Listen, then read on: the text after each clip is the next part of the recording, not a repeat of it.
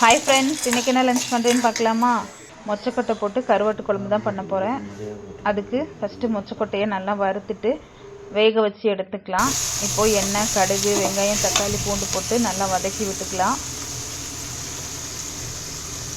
அடுத்து வேக வச்ச மொச்சக்கொட்டையை எடுத்து போட்டு நல்லா வதக்கி விட்டுக்கலாம். மஞ்சத்தூள், பெருங்காயத்தூள், வீட்டிலேயே பண்ண குழம்பு மிளகாய் தூள் போட்டு புளி தண்ணி ஊற்றி நல்லா கொதிக்க விட்டுக்கலாம். நல்லா கொதிச்சதுக்கப்புறம் நெத்திலி கருவாடை சுடு தண்ணியில் கழுவி எடுத்து வச்சுருக்கேன். நெத்திலி கருவாட்டை சேர்த்துக்கலாம்.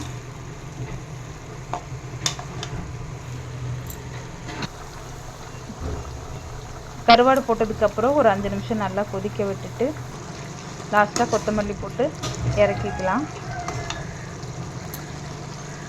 கருவாட்டு குழம்பு பண்ணும்போதே கேரட் பொரியல், சாப்பாடு, ரசம் எல்லாமே பண்ணிட்டேன். சமைச்சு முடிச்சதுக்கப்புறம் கிச்சன் இப்படி தான் இருந்துச்சு.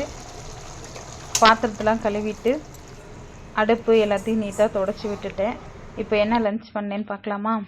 சுட சுட சாதம், கேரட் பொரியல், ரசம், மொச்சக்கொட்டை போட்டு கருவாட்டு குழம்பு.